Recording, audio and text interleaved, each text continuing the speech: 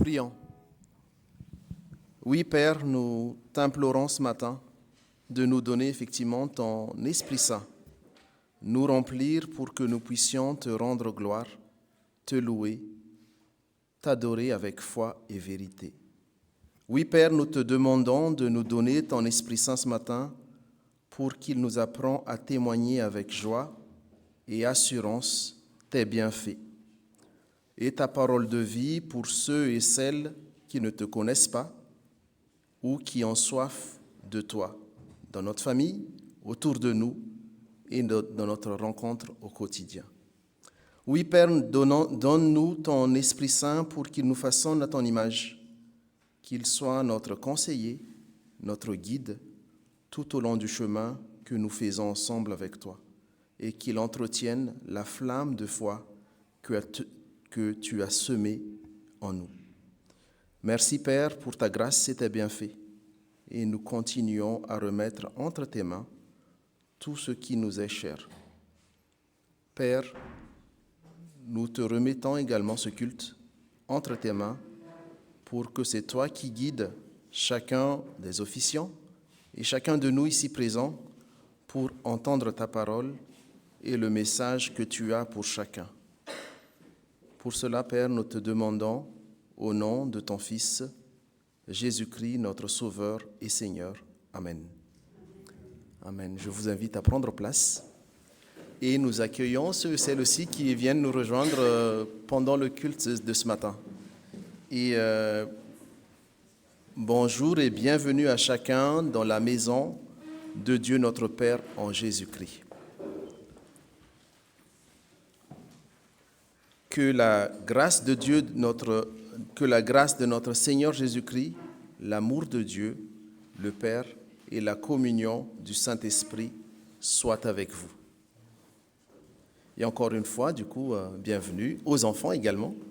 Ils sont aussi nombreux parce qu'il y a une partie de l'autre côté qui continue l'étude, voilà. Et pour cela, voilà.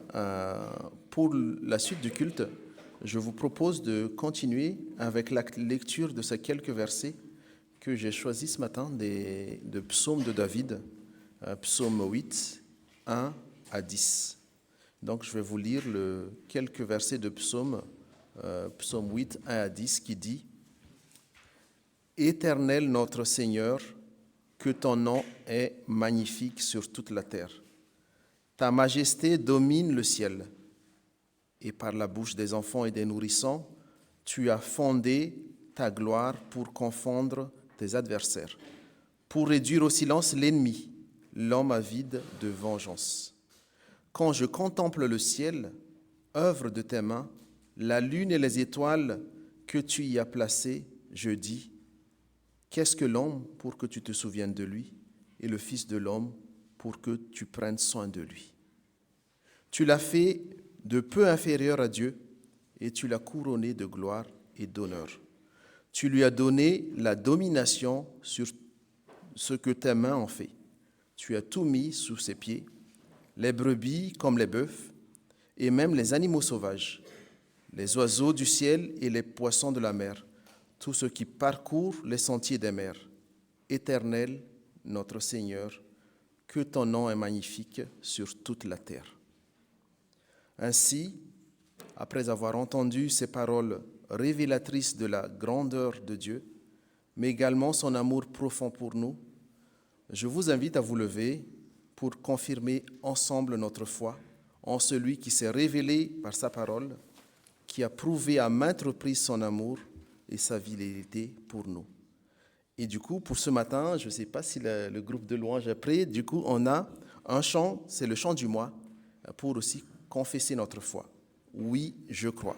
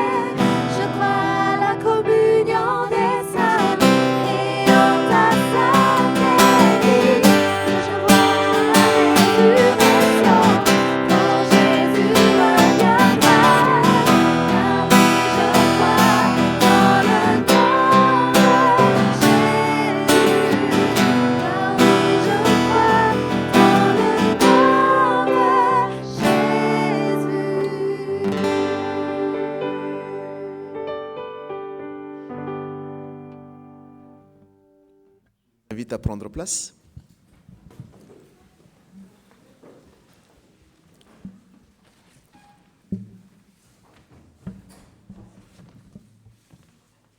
On arrive maintenant au temps des annonces. Donc, du coup, on a quelques annonces pour cette semaine. Pour ceux et celles qui ne savent pas encore et qui veulent justement avoir les informations des activités de l'Église, n'hésitez pas soit à vous tourner vers Arnaud qui envoie chaque vendredi via Facebook l'annonce et les activités, soit le lundi via mail ce qu'on appelle les news de l'Église. Donc du coup, comme ça, vous aurez aussi une visibilité sur les activités à venir également de notre Église. Donc quelques annonces et quelques dates. Donc la semaine, on a nos activités hebdomadaires, notamment réunion de prière le mardi. Et cette semaine, exceptionnellement, on a également la réunion du commission de communication par Zoom à 21h, ce lundi. Donc ce sera demain. Et après, on a également la formation du groupe de louanges en ligne le mercredi à 20h. Voilà, on incite aussi effectivement les groupes de louanges à avoir la formation ce mercredi à 20h. On a également le culte du jeudi à 10h et généralement suivi d'un repas. Vous êtes de plus en plus nombreux à suivre ce culte également et généralement ça finit par un repas partagé. Réunion de prière du conseil presbytéral. Alors, le conseil presbytéral aussi essaie de trouver le bon créneau. Pour le moment, on reste le jeudi, on va voir. Mais voilà, la réunion de prière du conseil presbytéral à jeudi, 21h également. Et après, le samedi 1er février, une soirée pour les 15-20 ans à Anguin, de 18h à 20h, donc avec un départ organisé à Mantes à 17h. Et pour toute information, du coup, n'hésitez pas à vous tourner vers Arnaud. Donc, ce sera une rencontre, une soirée avec d'autres églises comme les églises de d'Aulnay, Cergy, Anguin, bien sûr, et Sarcelles et nous-mêmes.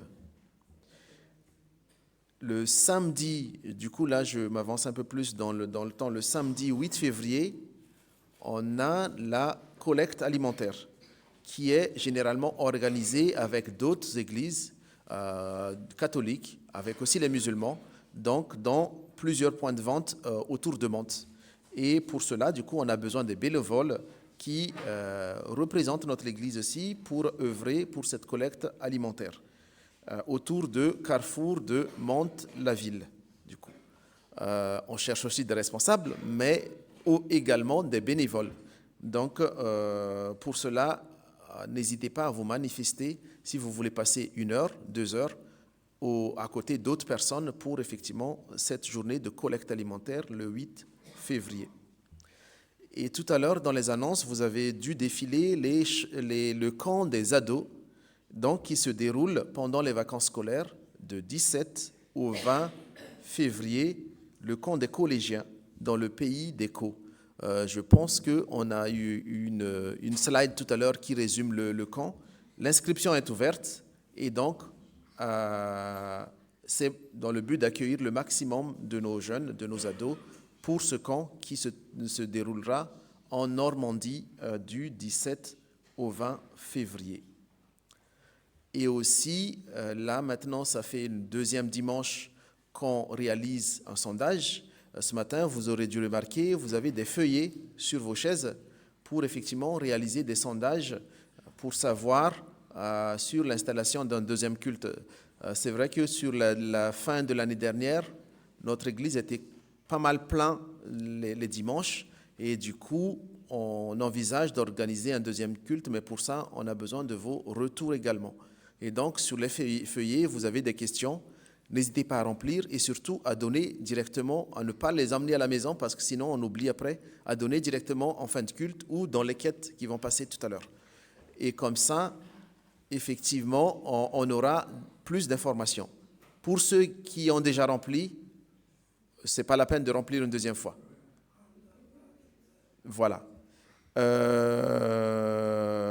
Et puis après,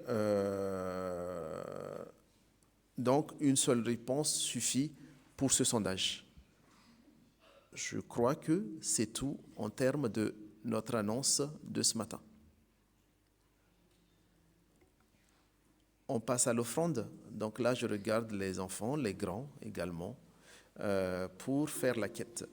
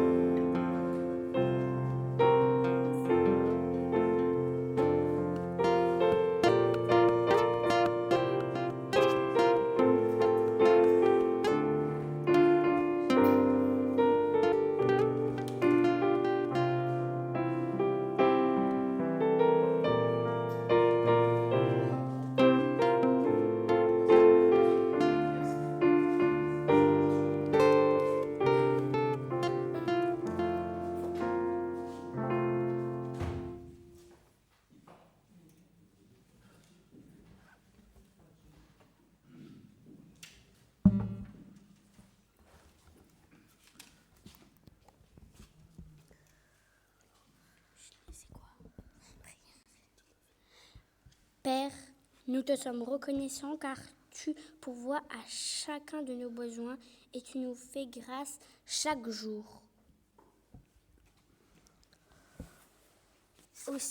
Aussi, Père, accepte cette offrande que nous t'apportons avec joie ce matin, qu'elle serve à ta gloire et aussi au bien de ton Église pour la proclamation de ta bonne nouvelle. Tu es béni pour les siècles des siècles. Amen. Merci les enfants.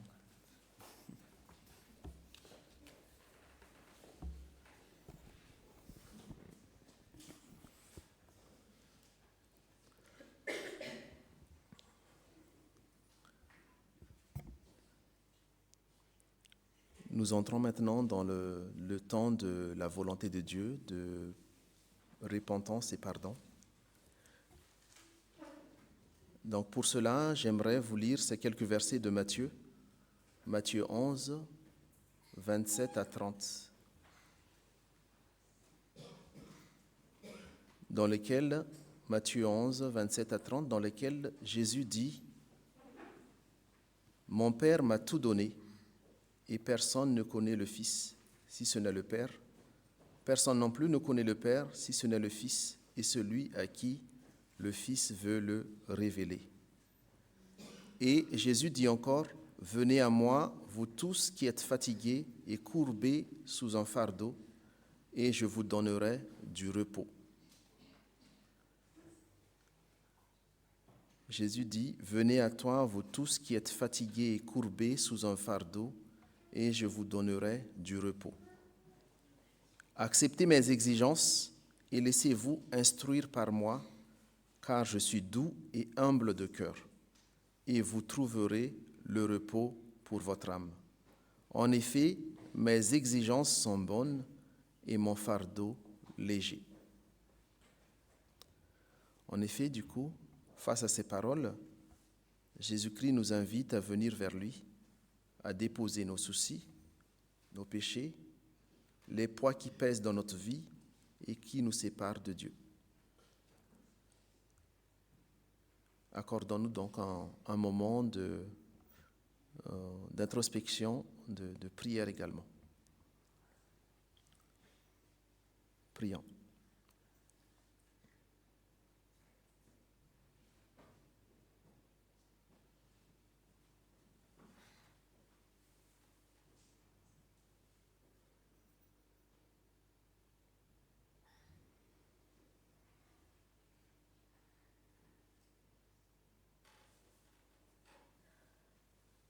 Oui, Père, nous te prions ce matin car nous reconnaissons que dans notre vie, des fois, souvent même, nous nous détournons de ton chemin et les idées de ce monde nous envahissent au point d'être anxieux, d'avoir peur du lendemain et des fois nous tombons même dans un désespoir qui nous pèse et qui peuvent être des portes que le malin saisisse pour nous éloigner de toi, par des pensées, par des mots et des actes qui ne témoignent pas de ton amour ni de ta gloire. Pour tout cela, Père, pardonne-nous et prends pitié de nous. Pardonne nos offenses et pardonne aussi nos péchés. Et en même temps, merci encore parce que tu nous as rappelé ce matin, par ces paroles, que tu as déjà donné tout pouvoir à ton Fils Jésus-Christ et que par lui, par son sacrifice, ton plan de salut pour l'humanité s'est accompli et qu'en Jésus-Christ, nous avons l'assurance de notre salut et le pardon de nos péchés. Enseigne-nous également, Père, à toujours garder confiance et espérance en toi, et pour cela, nous te demandons ton Esprit Saint pour qu'il soit notre guide et conseiller dans notre vie, et qu'il soit aussi notre intercesseur à chaque instant pour garder une relation d'amour et de confiance avec toi, notre Père. Pour tout cela, nous te demandons, Père, au nom de ton Fils Jésus-Christ, notre Seigneur et Sauveur. Amen. Ainsi donc, frères et sœurs, je vous invite à vous lever pour recevoir l'annonce, pour recevoir le pardon et l'amour de Dieu.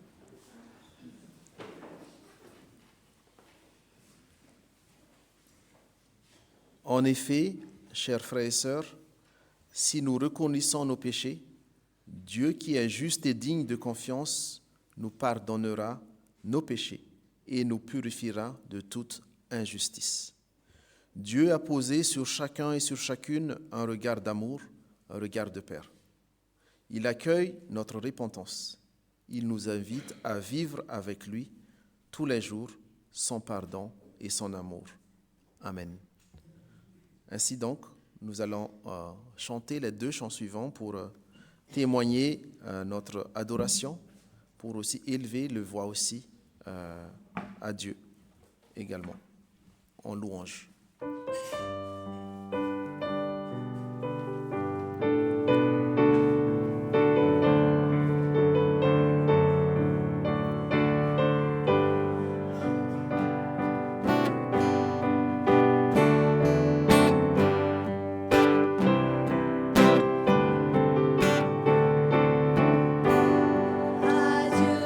Soit la gloire, pour son grand amour, car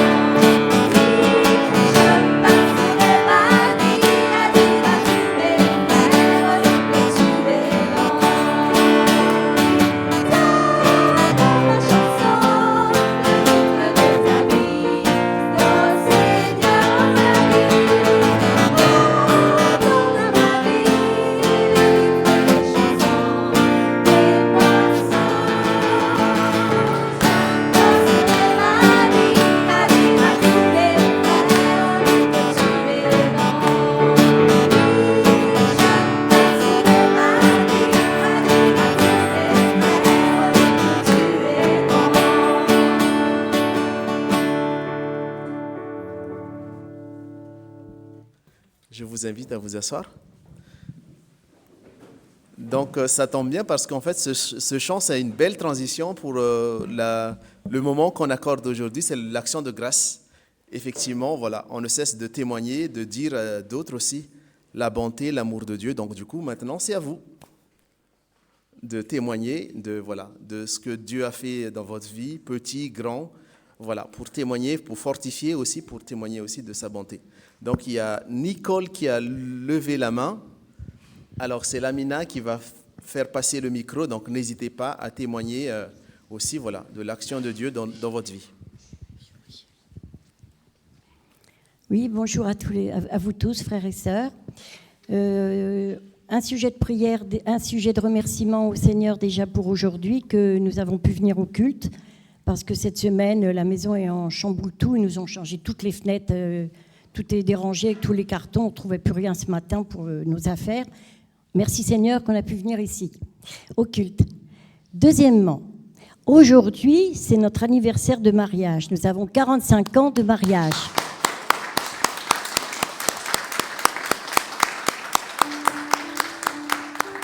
On veut remercier le Seigneur. Et aujourd'hui, ce même jour, le 26 janvier, 7 ans après notre mariage, Lydie est arrivée chez nous suite au départ de maman dans la patrie céleste. Donc aujourd'hui, ça fait aussi 38 ans que Lydie est avec nous. Voilà, c'est une...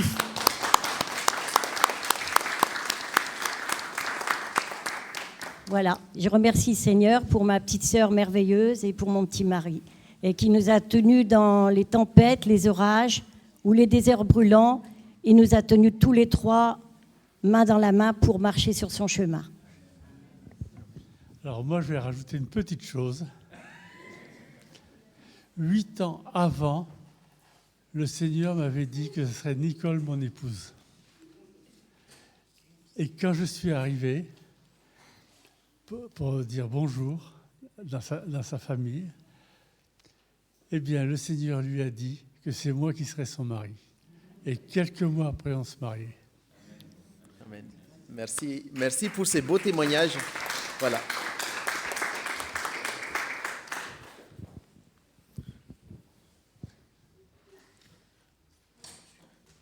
Que le Seigneur continue à vous fortifier, à vous donner encore des années à son service et pour sa gloire.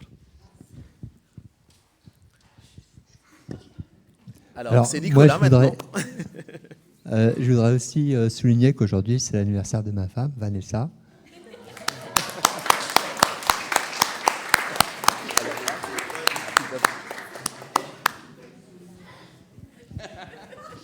Gloire à Dieu pour les anniversaires.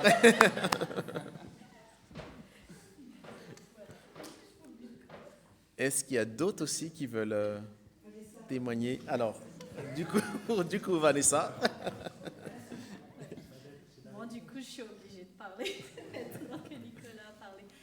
Moi, je voudrais rendre grâce au Seigneur, en fait, de m'avoir donné l'opportunité de venir à Madagascar, rendre hommage, en fait, à ma maman qui m'a mis au monde et qui est décédée donc il y a une dizaine de jours, là. Et je voudrais remercier aussi tous les frères et sœurs qui ont prié pour nous, qui ont prié aussi pour ce voyage qui était quand même très intense de dernière minute, en fait. Merci Seigneur. Merci.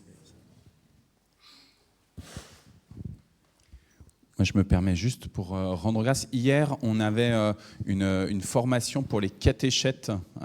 Et c'était une formation qu'on voulait lancer avec nos amis de Cergy, nos amis de Sarcelles et nos amis d'Anguin depuis l'été dernier.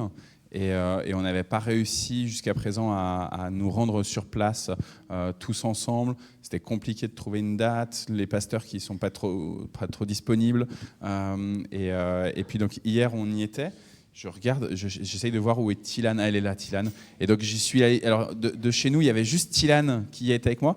Mais je bénis le Seigneur parce que, à la fois dans ce qu'on a vécu là-bas pendant ce temps de rencontre, mais aussi sur le trajet où je suis allé avec Tilane, aller et retour, et ben, ça a été des moments aussi de belles relations fraternelles. Et je bénis le Seigneur en fait pour tous ces moments qui ne sont pas prévus, mais où on connecte, où on apprend à se connaître les uns les autres, où on apprend à découvrir des personnes avec qui on chemine, on se voit le dimanche, mais à connaître leur vie, à savoir quels sont les défis et quels sont aussi les lieux où Dieu il est intervenu.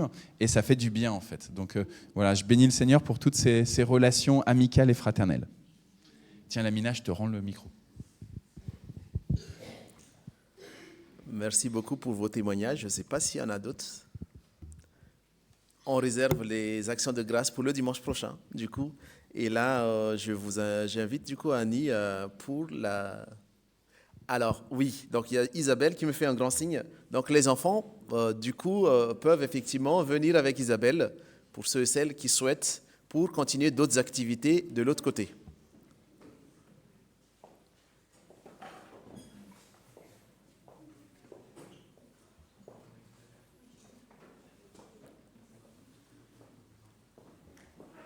En attendant, du coup, j'invite Annie, effectivement, pour le temps de lecture et de la parole de Dieu.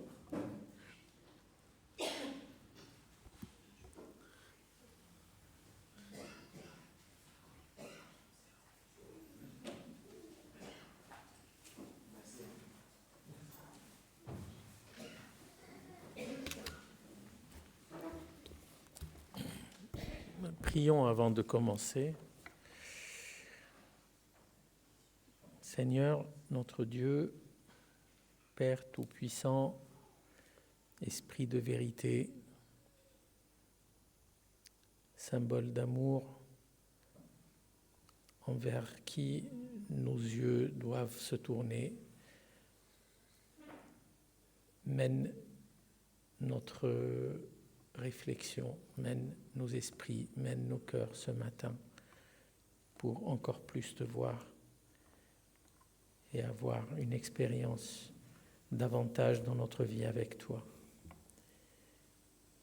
Au nom de Jésus, Christ, ton Fils bien-aimé, la paix sur le monde, lui-même la paix, au nom de ton Fils. Amen.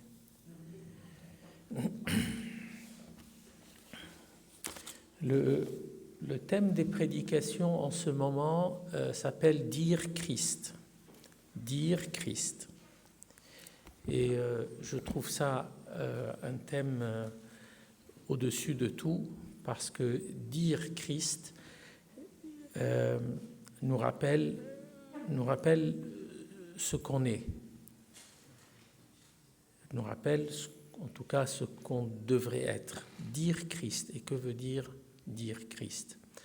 Alors je demande pardon à Arnaud, parce qu'on était apparemment dans un cycle basé sur le livre des Actes, chapitre 8, qui d'ailleurs, dans lequel il y a plein de choses qui rentrent dans la méditation de ce matin.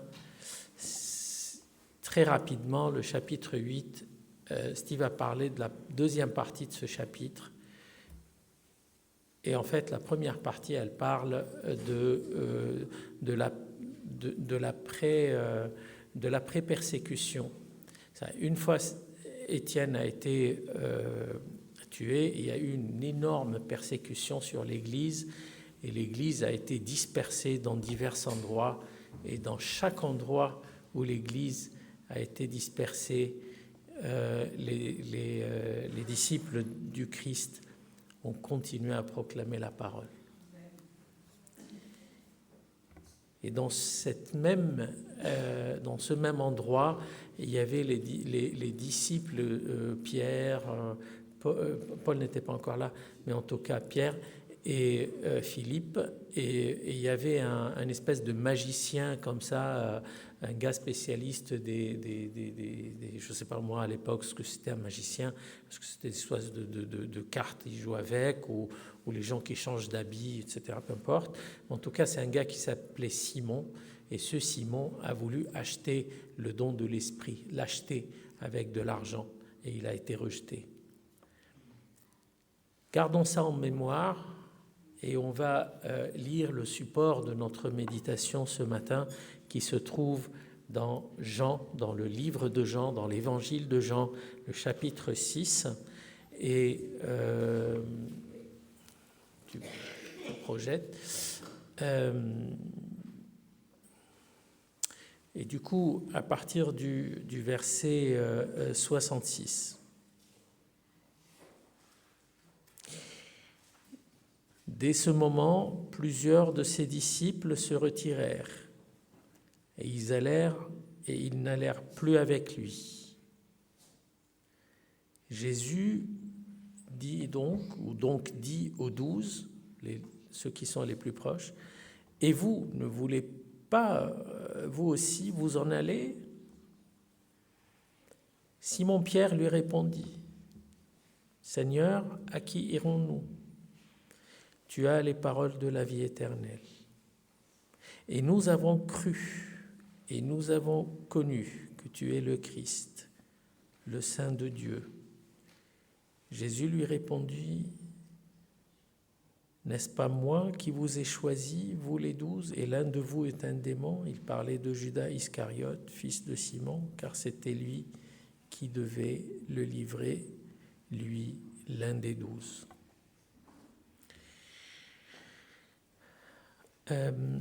Je me permets de partir sur une deuxième lecture qui se trouve dans la lettre aux Hébreux, et c'est le chapitre 10, et c'est le verset 19 à 27. Est-ce que quelqu'un est prêt à lire, ou est-ce que je lis, comme vous voulez? Non, personne n'est prêt. Ah, vas-y.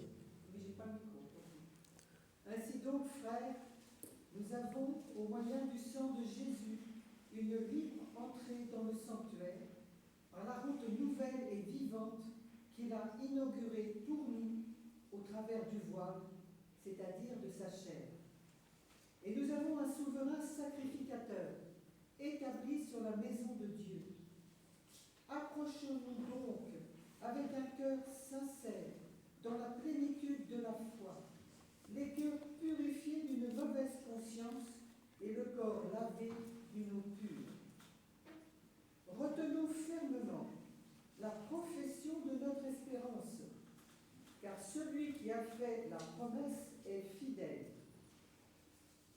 Veillons les uns sur les autres pour nous exciter à l'amour et aux bonnes œuvres. N'abandonnons pas notre assemblée, comme c'est la coutume de quelques-uns, mais exhortons-nous réciproquement, et cela d'autant plus que vous voyez s'approcher le jour. Car si nous péchons volontairement, après avoir reçu la connaissance de la vérité, il ne reste plus de sacrifice pour le péché, mais une attente terrible du jugement et l'ardeur d'un feu qui dévorera les rebelles. Celui qui a violé la loi de Moïse meurt sans miséricorde sur la déposition de 2 ou de 3 témoins. De quel pire châtiment pensez-vous que sera jugé digne celui qui aura foulé aux pieds le Fils de Dieu, qui aura tenu pour profane le sang de l'alliance par lequel il a été sanctifié et qui aura outragé l'Esprit de la grâce? Car nous connaissons celui qui a dit « À moi la vengeance, à moi la rétribution ». Et encore, le Seigneur jugera son peuple. C'est une chose terrible. C'est bon, Marie, c'est bon. Je sais que tu veux lire le reste. Mais après, c'est trop... pour une troisième lecture, et on y reviendra, elle se trouve dans Apocalypse 2. Apocalypse 2, il y a plusieurs lettres comme ça vers les églises, les différentes églises. Une d'entre elles s'appelle Bergame. Et à la fin de la lettre à Bergame, dans la lettre de Bergame, il parle de quelqu'un qui s'appelle Antipas. Et à la fin de la lettre de Bergame, il dit que celui qui a des oreilles entende ce que l'Esprit dit aux églises. À celui qui vaincra, je donnerai de la manne cachée. À celui qui vaincra, je donnerai de la manne cachée. Et je lui donnerai un caillou blanc. Et sur ce caillou est écrit un nom nouveau que personne ne connaît si ce n'est celui qui le reçoit. Dans l'évangile de Jean chapitre 6, ce qu'on a lu, en réalité, si on veut vraiment avoir une image complète de ce qui se passe, il faut lire tout le chapitre. Mais tout le chapitre, il fait 70 versets et ce sera un peu trop long, donc rapidement, qu'est-ce qui se passe dans le chapitre 6 du livre de Jean ? Le chapitre de Jean, c'est là où se passe un des miracles les plus connus de Jésus, c'est-à-dire la multiplication du pain. Jésus part pour enseigner et une foule innombrable va le suivre. Et à un moment donné, les gens ont faim. Et puis les discussions entre Jésus et ses disciples, comment peut-on les nourrir ? Comment est-ce qu'on va les nourrir ? Une question qui paraît simple et banale. Nous, en parlant de repas fraternels, on sait de quoi on parle. Et est-ce que Jésus voulait vraiment dire « Allez les gars, achetez-leur du pain pour les nourrir » ou est-ce qu'il veut que les disciples voient autre chose ?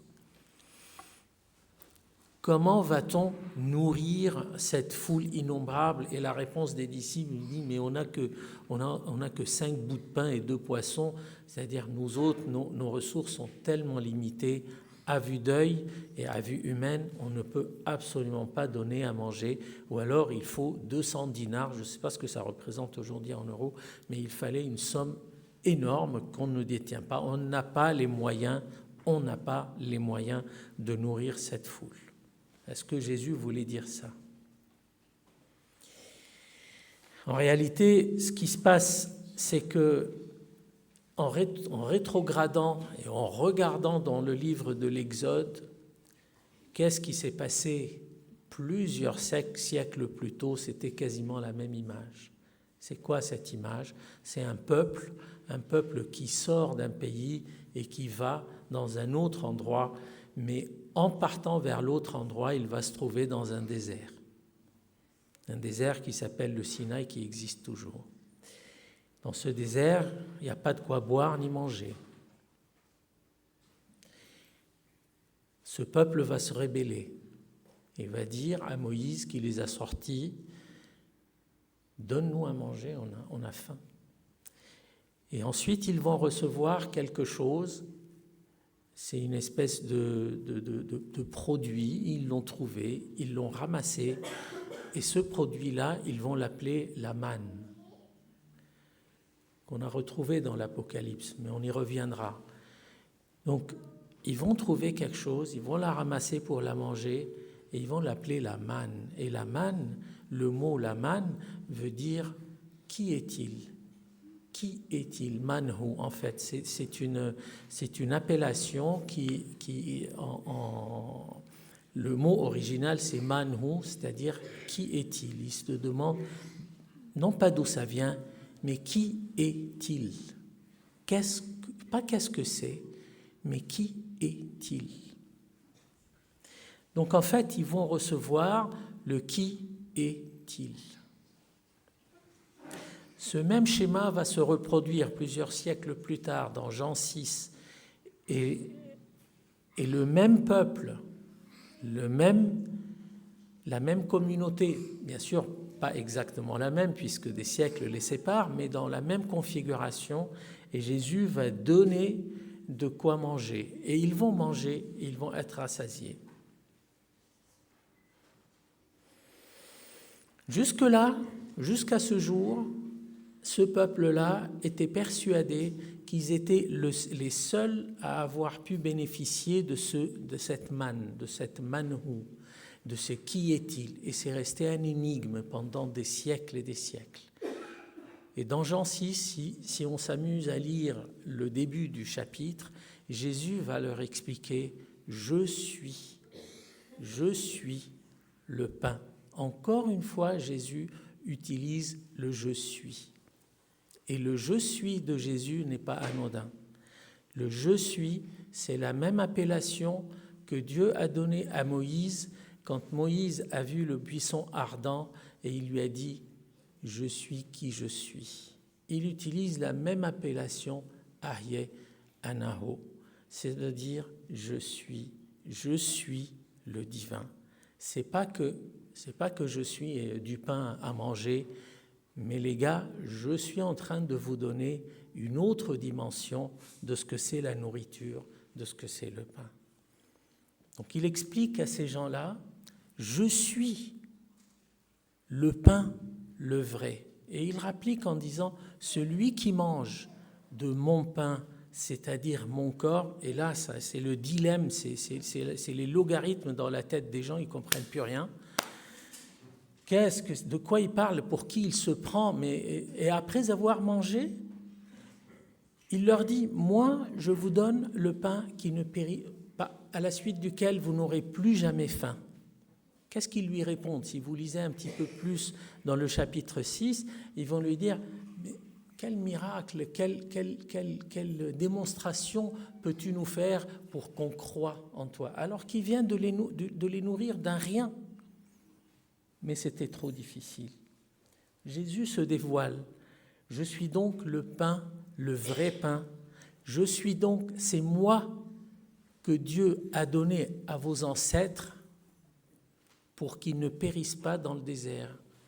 Et là, on rentre aussi dans la symbolique et dans tout ce qui est schéma, on va dire, à expliquer par rapport à ce pain, cette manne donnée dans le désert. Le désert qui symbolise l'endroit aride, dans lequel on ne peut pas ni trouver de la nourriture, ni produire de la nourriture.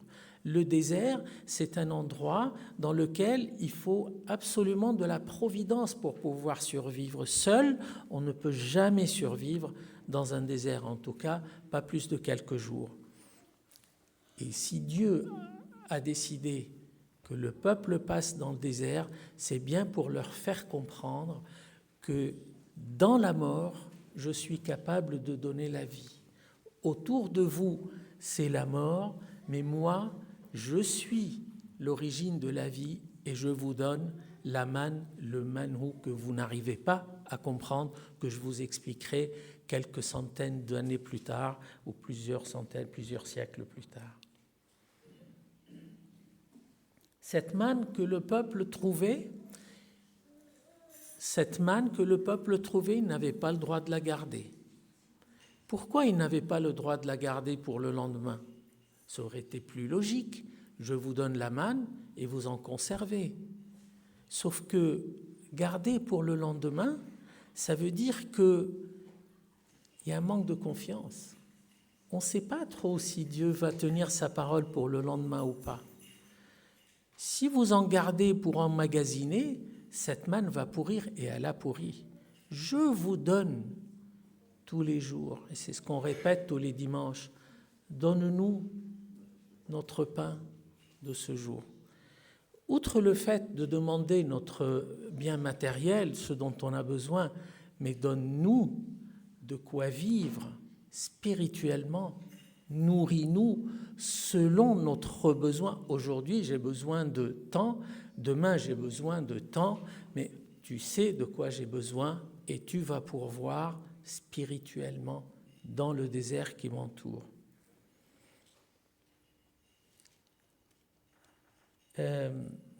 Donc une réponse à une demande et une réponse à une nécessité que Jésus dévoile des siècles plus tard.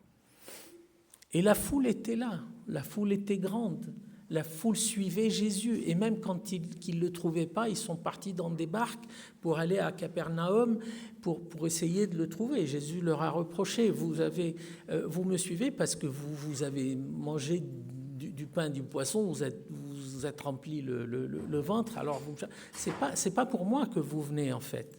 On lit ça un peu plus tôt dans Jean 6. Mais il revient sur la même chose, je suis le pain et c'est moi le pain de la vie. Celui qui est capable de manger mon corps pourra vivre éternellement. Ça veut dire quoi vivre éternellement ? Est-ce qu'en mangeant un bout de pain, on vit physiquement éternellement ? Bien sûr que non. Mais vivre éternellement, c'est-à-dire être dans cette communion avec Jésus, avec Christ, et on s'approche de plus en plus de ce thème qui est dire Christ, ça veut dire on intègre le Christ en soi-même. Tout comme l'image, si on lit dans Exode, je crois que c'est 12, Exode 12, quand Dieu donne les directives de manger la Pâque, c'est la même image. La Pâque, il fallait donc sacrifier l'agneau ou la chèvre, et ensuite, si on regarde bien, il fallait le manger en entier. En entier, c'est-à-dire qu'il fallait tout manger, que ce soit les pieds, la tête, l'intérieur, tout doit être mangé. Et ce qui reste, s'il en reste des os, il fallait les brûler, il fallait que le sacrifice donc soit complet, mais il fallait intégrer tout l'agneau en soi. Autrement dit, il faut avoir la totalité du Christ en soi-même. Il faut ingérer, accepter la totalité du Christ en soi. Ne rien laisser à côté.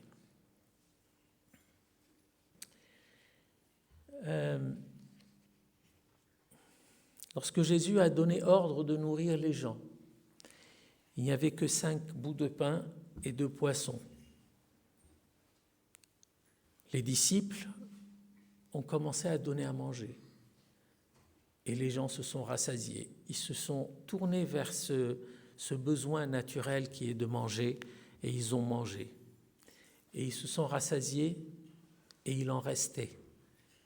Et il en restait, après avoir nourri la foule, il en restait 12 paniers. Et le 12 n'est pas par hasard. Parce que 12, à la fois, ce sont les 12 tribus, mais aussi ce sont les 12 disciples.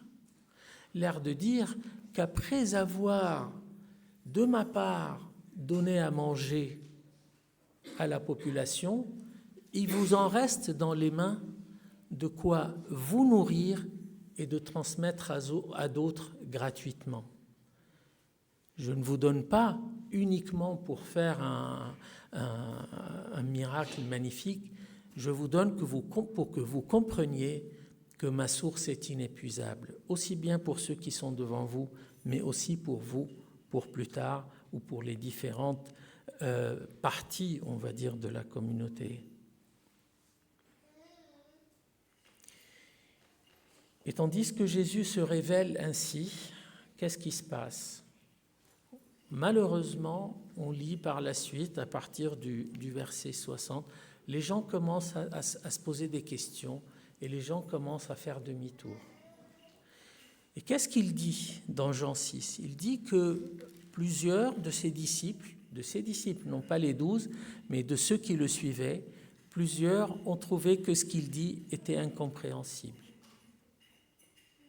Ils ne peuvent pas comprendre. Trop compliqué de dire pain, pain de vie, mon corps, cette manne, etc. Ça ne me convient pas, tout ça. Et plein de gens vont faire demi-tour. Et le texte dit bien, ils se décalèrent et ils partent en arrière. Ils partent en arrière, l'air de dire, ils détournent le regard, ils font demi-tour et ils partent dans le sens inverse de Jésus. Plusieurs questions peuvent se poser. Pourquoi ? Pourquoi, d'une part, suivre Jésus et pourquoi, malheureusement, faire demi-tour ? Il y en a qui suivent Jésus par intérêt. Manger, prospérer, on connaît tous l'évangile de la prospérité. Il y en a qui suivent Jésus par un besoin, un manque d'assurance. On a besoin de quelqu'un à ce côté et un nom qu'on crie en cas de besoin, une espèce de besoin.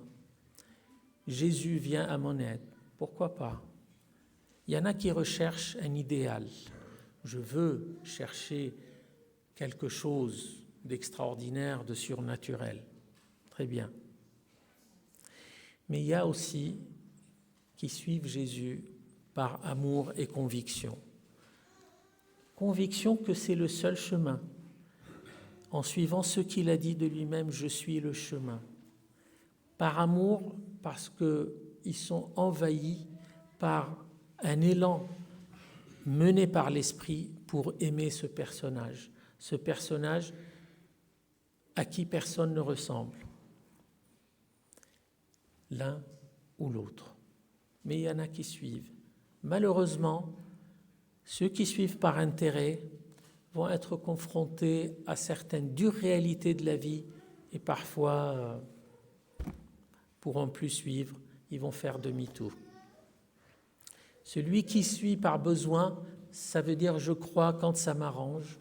Cette personne-là va aussi, une fois son besoin comblé, il va dire bah moi ça y est, j'ai ce qu'il faut, Jésus on va le laisser aux autres. Seuls vont rester ceux qui sont dans la plénitude de conviction spirituelle avec l'amour.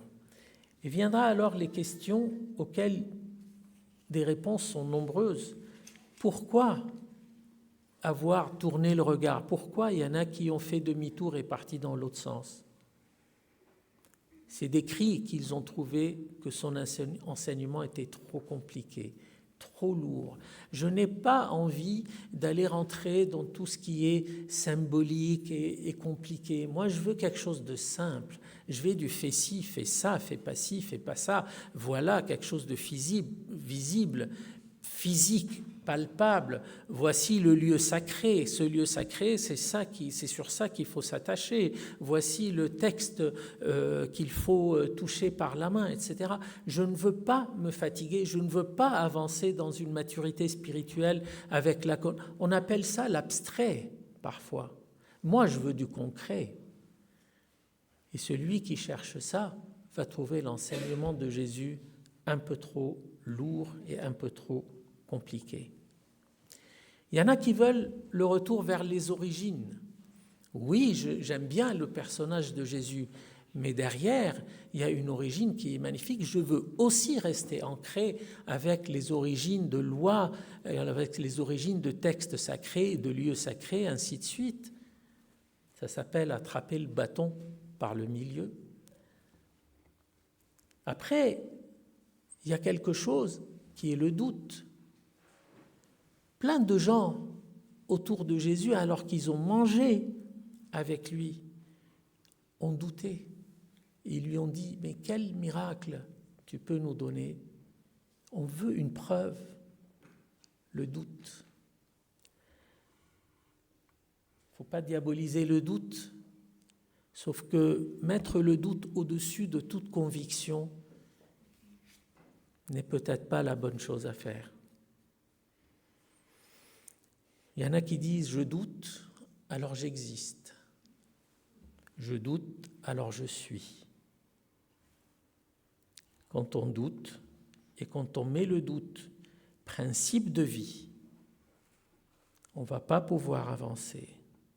Celui qui met la main sur la charrette et regarde en arrière ne peut pas avancer dans le royaume de Dieu. Ou alors que Jésus ne correspond pas à mes attentes. Voici, j'ai cru en Jésus, vas-y, je l'ai intégré dans ma vie personnelle, mais je ne veux rien changer, je ne vois rien changer dans ma vie. Je reste tel que j'étais. C'est bizarre, parce que je n'ai pas tourné le regard dans le bon sens. Alors Jésus, bah oui, il est là, il y a une croix dans ma chambre, il y a une Bible sur mon chevet, mais ça s'arrête là. Ou alors trop occupé par ma carrière. Et une des choses, c'est ressembler au monde, à tout le monde. D'ailleurs, Jésus a mis les disciples devant le défi. On le lit dans le verset 66. Quand plein de gens sont partis, il a dit à ses disciples, à ses 12, « Est-ce que vous aussi, vous voulez faire comme eux ?» Quand on voit plein de gens faire la même chose, c'est la logique de la foule. C'est un Spotify, je ne sais pas ce que c'est.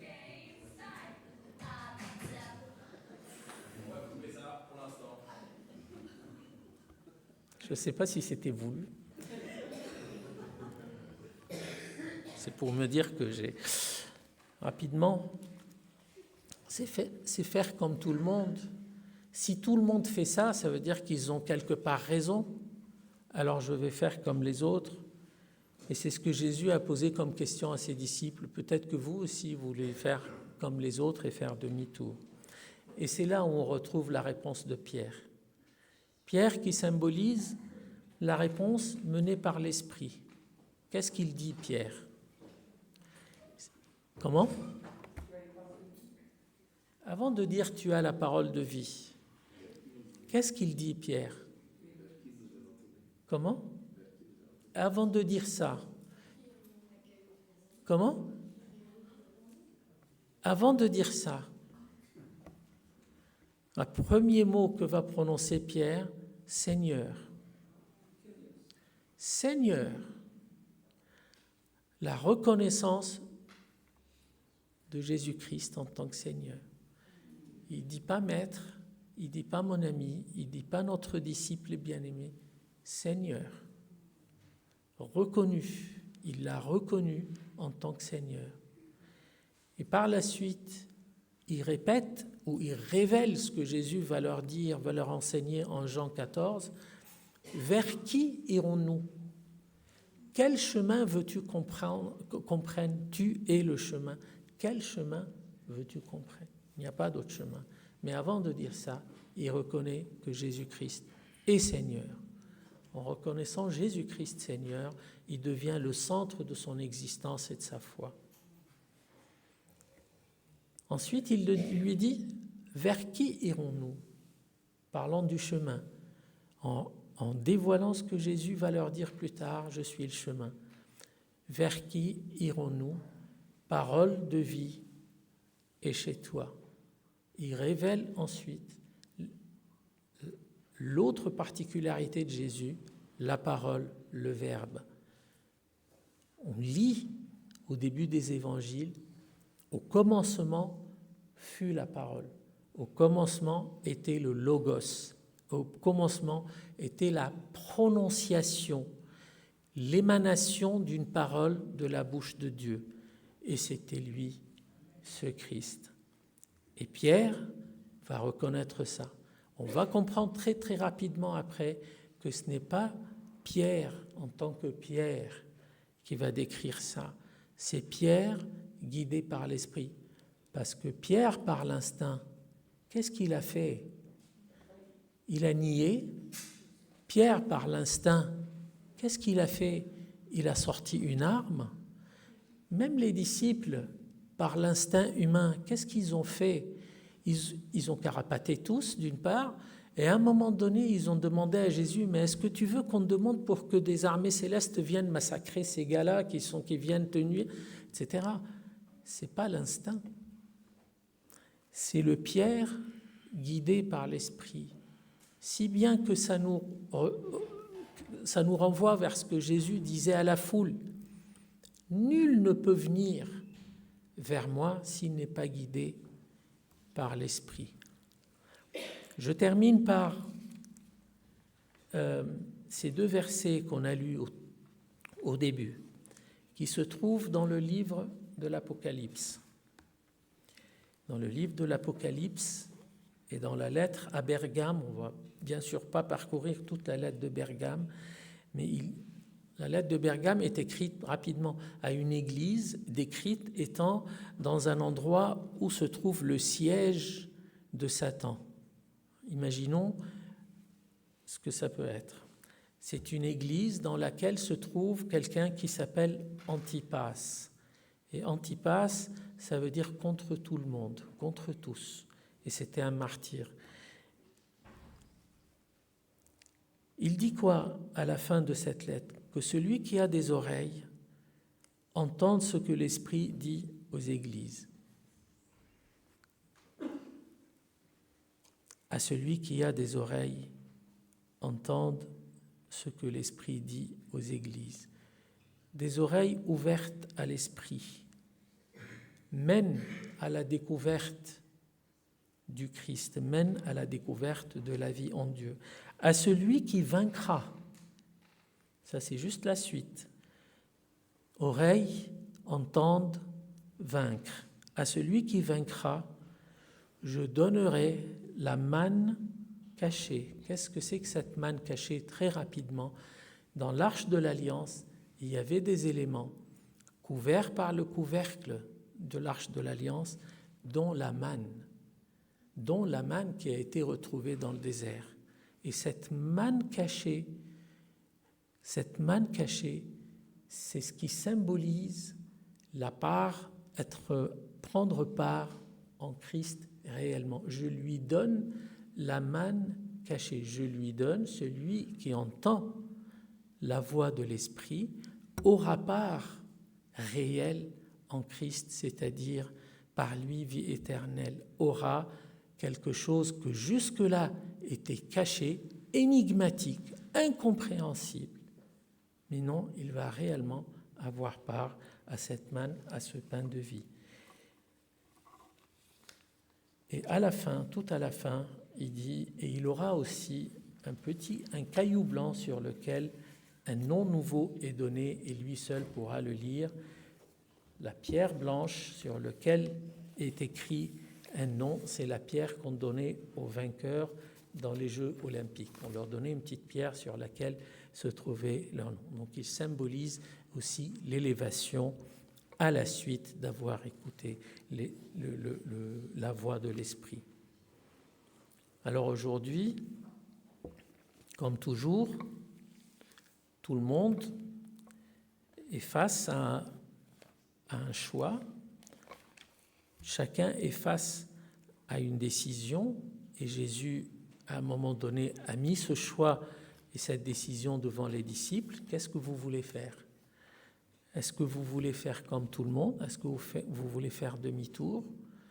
Ou est-ce que vous voulez continuer à me suivre? Est-ce que vous voulez être des oreilles ouvertes à l'Esprit et donc vainqueurs et donc avoir part en moi, source de la vie éternelle, et avoir le pain qui ne s'épuise jamais?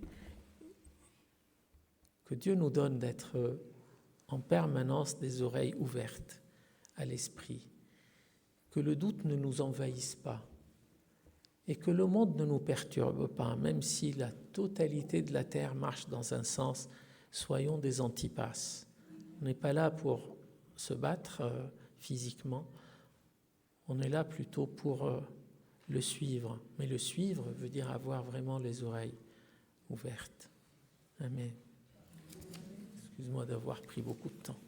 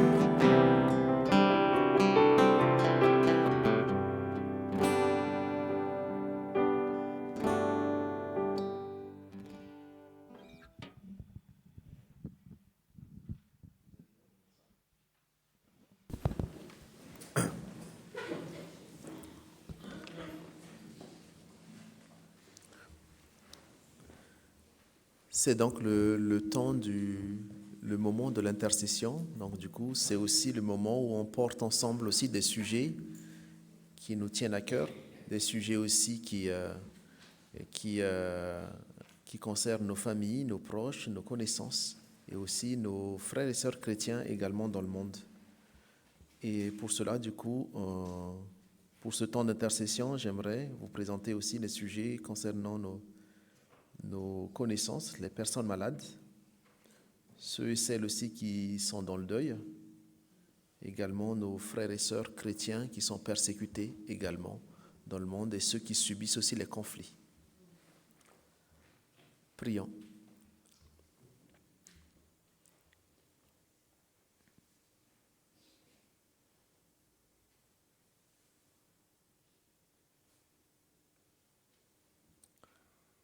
Oui, Père, nous prions pour ceux et celles qui sont malades et meurtris dans leur chair, parmi nos proches, nos connaissances.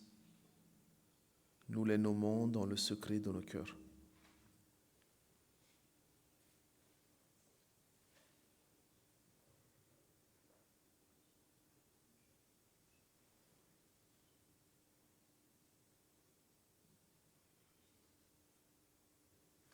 Nous te prions, Père, pour leur guérison physique et spirituelle selon ta volonté souveraine.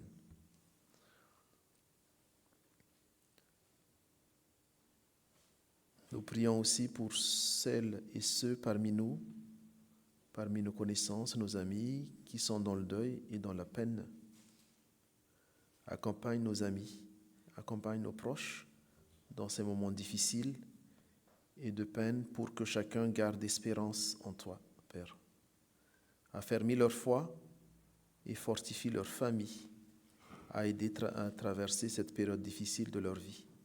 Et que chacun, Père, sente ta présence au quotidien auprès d'eux.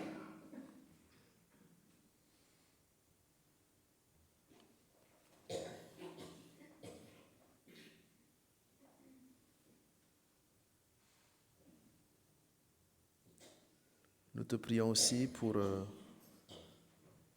nos frères et sœurs dans les pays en guerre, comme ce qu'on entend actuellement toujours en Ukraine, au Proche-Orient, dans le bande de Gaza, Syrie, Liban, et en Afrique aussi, notamment au Nigeria, Mali et en République de Congo également.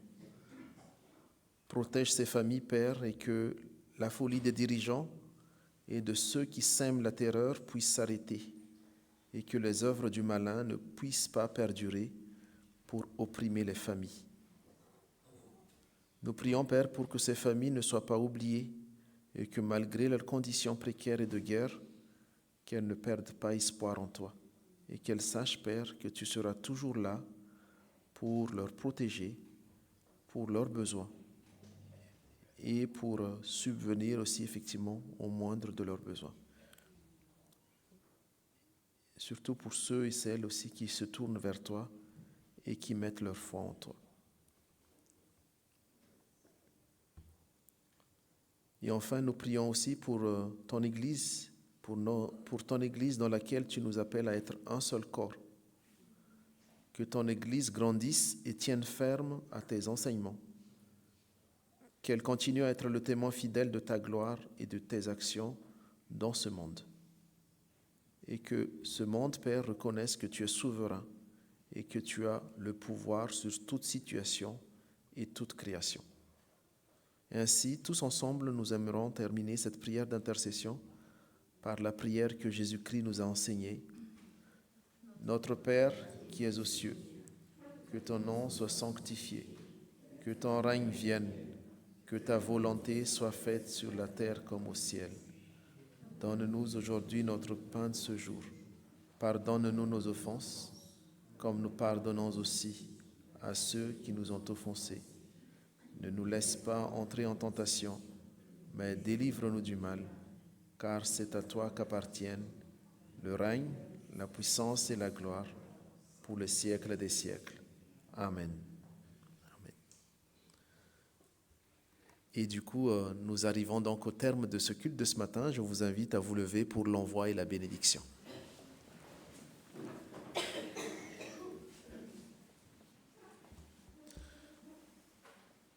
Ainsi, j'aimerais vous partager ces quelques versets ce matin qu'on a déjà lu tout à l'heure dans Hébreux 10, 23 à 25 qui dit « Retenons fermement l'espérance que nous proclamons, car celui qui a fait la promesse est fidèle.